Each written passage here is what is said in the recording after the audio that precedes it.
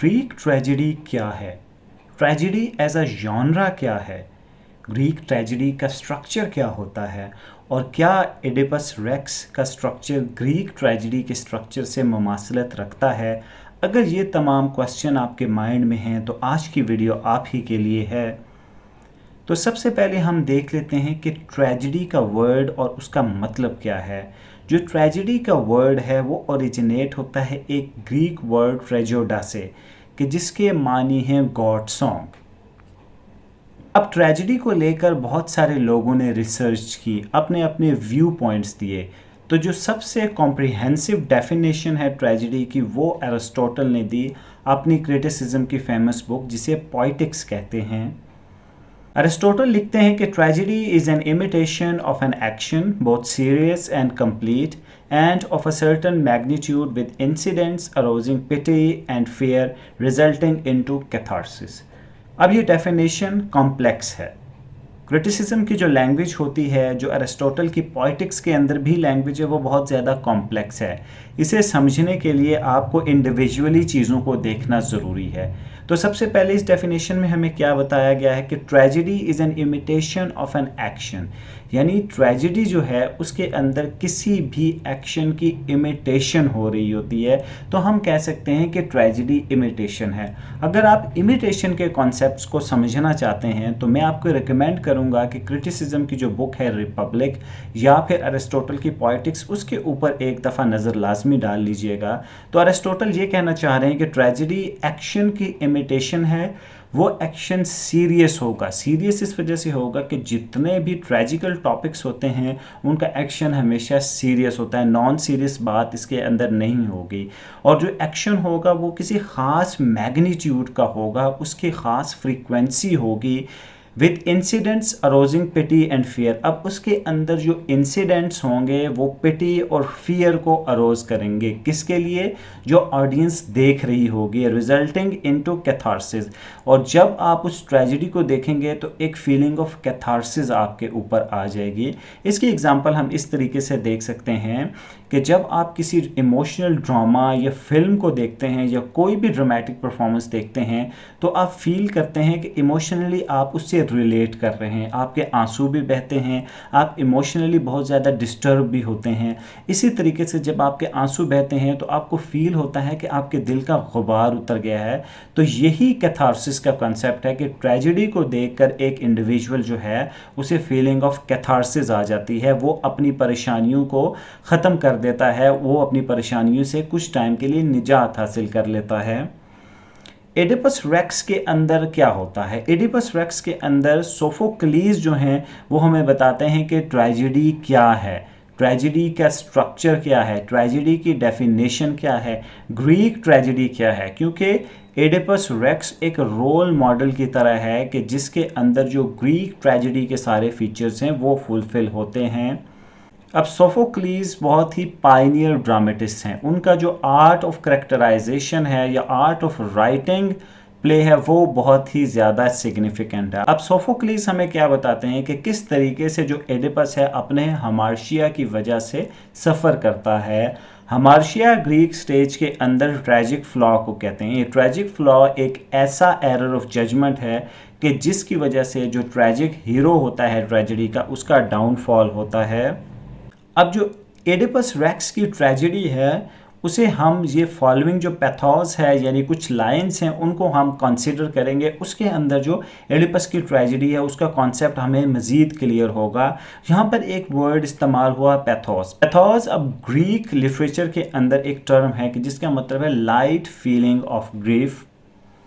Revealed as I am sinful in my begetting, sinful in marriage, sinful in shedding of blood।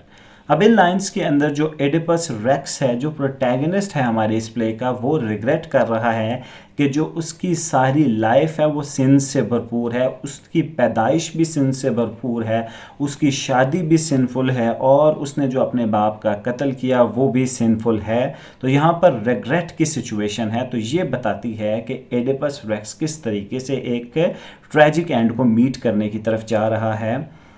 We can compare Oedipus to Macbeth who suffers because of his own tragic flaw।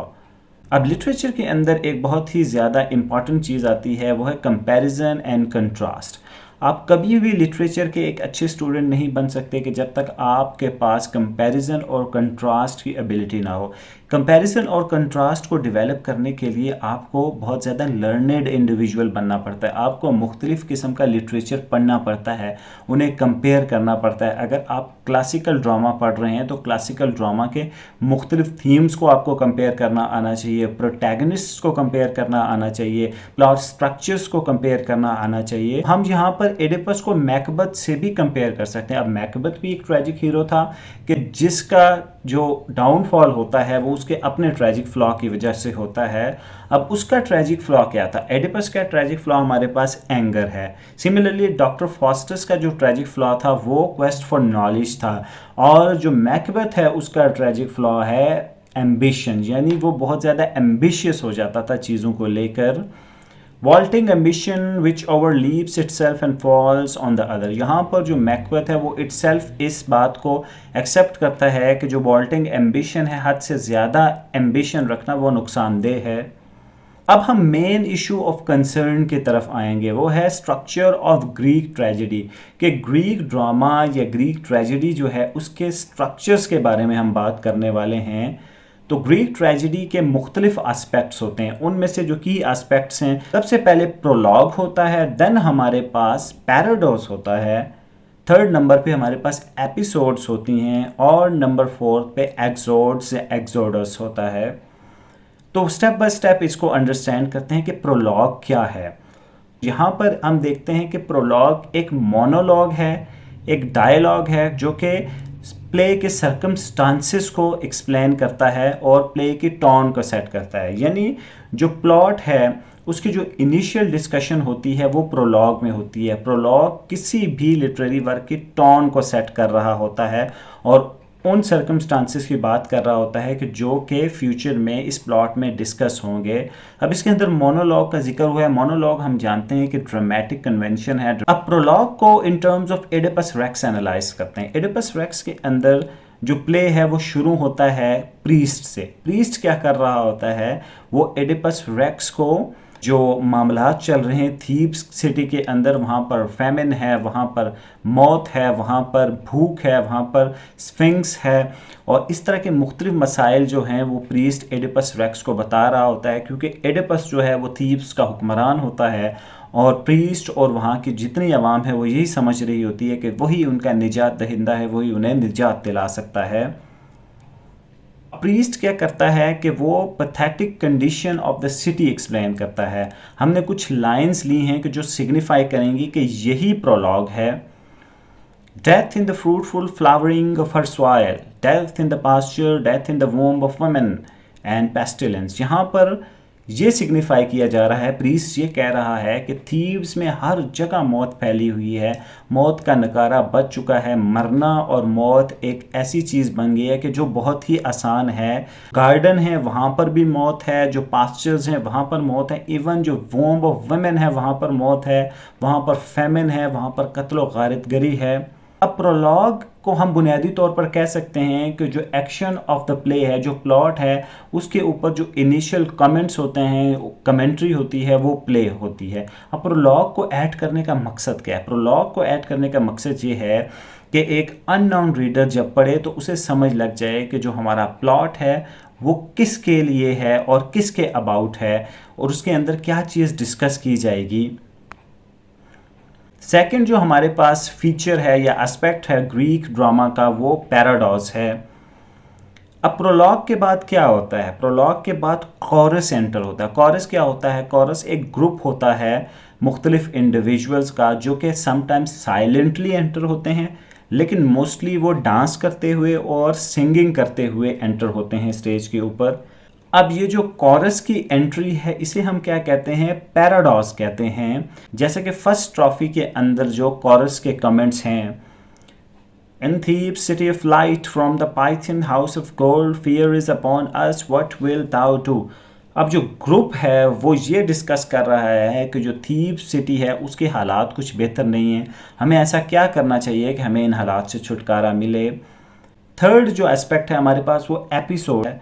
Paradox के बाद एक section आता है कि जिसके अंदर dialogues होते हैं और एपिसोड्स होती हैं। वो डायलॉग्स और एपिसोड सब ख़त्म होती हैं तो उसके बाद एक और ऑड का सेशन आता है जो कि कोरस स्टेज पर आता है, वो ऑड को सिंग करता है जिसे स्टेशन भी कहा जाता है। ये फेज़ क्या करता है, ये फेज़ जो ट्रेजेडी है प्ले के अंदर उसे मज़ीद एक्सपोज करता है, यानी जो ट्रेजिकल एस्पेक्ट्स हैं, ट्रेजिकल एपिसोड्स हैं प्ले के अंदर, जो ट्रेजिकल रीजनिंग है उसको वो एक्सप्लेन करता है। You are the cursed polluter of this land. अब ये कोट बहुत ज़्यादा सिग्निफिकेंट है। क्यों? जो एपिसोड्स के अंदर कन्फ्लिक्ट होता है वो बहुत ज़्यादा हाइटेंड हो जाता है। यहाँ पर हम देखते हैं कि जो हमारा ब्लाइंड प्रॉफिट है टीरेसियस, वो एडिपस को बताता है कि तुम ही हो कि जिसकी वजह से थीब्स के ऊपर ये कर्स है। और उसके बाद डायलॉग की सूरत में एडिपस उसे कहता है you dare to say you have no shame at all. Oedipus उसे कर्ज करता है कि तुम्हारी जुर्रत कैसे हुई, तुम्हें शर्म नहीं आती कि एक बादशाह के सामने इस किस्म की कंट्रोवर्शियल बात करते हो जिसका हकीकत से कोई ताल्लुक नहीं है। अब ये पोर्शन हमने पहले भी एक्सप्लेन किया, जो कन्फ्लिक्ट होता है उसे इंटेंसिफाई करता है। ड्रामा का जो इम्पॉर्टेंट फीचर है वो कन्फ्लिक्ट है। ये सिग्निफिकेंट बात हमने पहले भी डिस्कस की जब हमने ड्रामा एज ए जॉनरा को डिस्कस किया कि जो कन्फ्लिक्ट है वो ड्रामा के लिए इम्पॉर्टेंट है और ड्रामा कन्फ्लिक्ट के लिए इम्पॉर्टेंट है। अब नंबर ऑफ एपिसोड्स जो होती हैं वो वेरी करती रहती हैं ग्रीक ट्रेजेडी के अंदर। वो 5 भी हो सकती हैं, वो 6 भी हो सकती हैं, 7 भी हो सकती हैं, लेकिन 5 to 7 के दरमियान ही ये रहती हैं। अब हमारे पास थर्ड एस्पेक्ट आ गया एक्सोडस। एक्सोडस हमारे पास कंक्लूडिंग या फाइनल सीन होता है ट्रेजेडी का। एक्सोडस फाइनल पोर्शन होता है प्ले का। उसके बाद एंट्री होती है दोबारा से कोरस की, जो कि ओड गाते हैं और उसके ऊपर डांस करते हैं। एडिपस रेक्स के अंदर जो लास्ट कोरस है उसने कुछ फैक्ट को कंक्लूड किया। अब कोरस का मकसद क्या होता है या एक्सोडस का मकसद क्या होता है कि जो की फैक्ट्स होते हैं वो उन्हें टाइम टू टाइम एक्सप्लेन कर देते हैं। Mortal man must always look to his ending, and none can be called happy until that day when he carries his happiness down to grave in peace. Here the misfortune and tragic end of Oedipus's life is presented in beautiful example of Exodus। ठीक है, यहाँ पर इस line के अंदर क्या explain किया गया है, दो चीज़ें एक्सप्लेन की गई हैं। एक एडिपस रेक्स का ट्रेजिक एंड उसे एक्सप्लेन किया गया है और दूसरा एडिपस रेक्स की ज़िंदगी के मिसफॉर्च्यून को एक्सप्लेन किया गया है कि जो बादशाह को फ़कीर बना देती है। अब फॉर्च्यून एक ऐसी चीज़ है जो इंसान के हाथ में नहीं होती, ये बादशाह को फ़कीर बना देगी और फ़कीर को बादशाह बना देगी। तो जो मिसफॉर्च्यून और tragic end of Oedipus Rex की लाइफ का है वो प्रीवियस लाइन्स के अंदर एक्सप्लेन किया गया है। तो डियर स्टूडेंट्स, यहाँ हम वीडियो को करते हैं एंड। मेरी आपसे रिक्वेस्ट है कि चैनल को सब्सक्राइब करें और वीडियो को थम्स अप दें। और इसके अलावा आपको कोई गाइडेंस चाहिए या आपको नोट्स चाहिए तो आप हमारे साथ ईमेल पे कांटेक्ट कर सकते हैं। Thank you very much.